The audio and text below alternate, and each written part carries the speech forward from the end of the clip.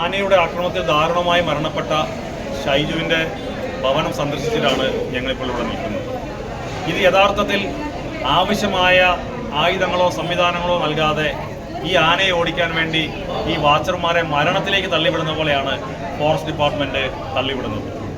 ആന ഇറങ്ങുന്ന ഭാഗത്ത് RRTയുടെ സമയബന്ധിതമായ ഇടപെടലോ ആനയെ ഓടിക്കുന്നതിന് വേണ്ടിയുള്ള ഉപകരണങ്ങളോ തോക്ക് പോലെയുള്ള ആയുധങ്ങളോ ഇല്ലാതെ ആനയുടെ മുന്നിലേക്ക് ഈ താൽക്കാലിക ജീവനക്കാർ ഈ വാച്ചർമാരെ ഇവർ തള്ളിവിടുമ്പോൾ ഒന്നോ രണ്ടോ പടക്കം പൊട്ടിച്ച് അപകടകാരിയായ ആക്രമണകാരിയായ കാട്ടാനകളെ തുരുത്താൻ പറ്റുകയില്ല എന്ന ബോധ്യം ഫോറസ്റ്റ് ഡിപ്പാർട്ട്മെൻറ്റിന് ഉണ്ടാവണം.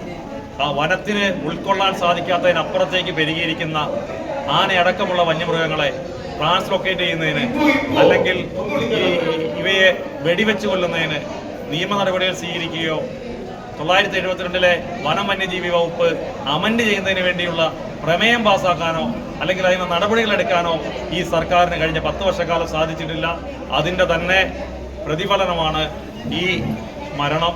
ഇദ്ദേഹത്തിൻ്റെ കുടുംബത്തിന്, ഇതിൻ്റെ ആശ്രിതർക്ക് സർക്കാർ ജോലി നൽകുന്ന ഉൾപ്പെടെ 50 ലക്ഷം രൂപ നഷ്ടപരിഹാരം നൽകുന്നത് ഉൾപ്പെടെയുള്ള നടപടിക്രമങ്ങൾ സർക്കാർ പാലിക്കണമെന്ന് അല്ലെങ്കിൽ അവരെ സഹായിക്കണമെന്ന് ഈ അവസരത്തിൽ കർഷക കോൺഗ്രസ് ആവശ്യപ്പെടുകയാണ്.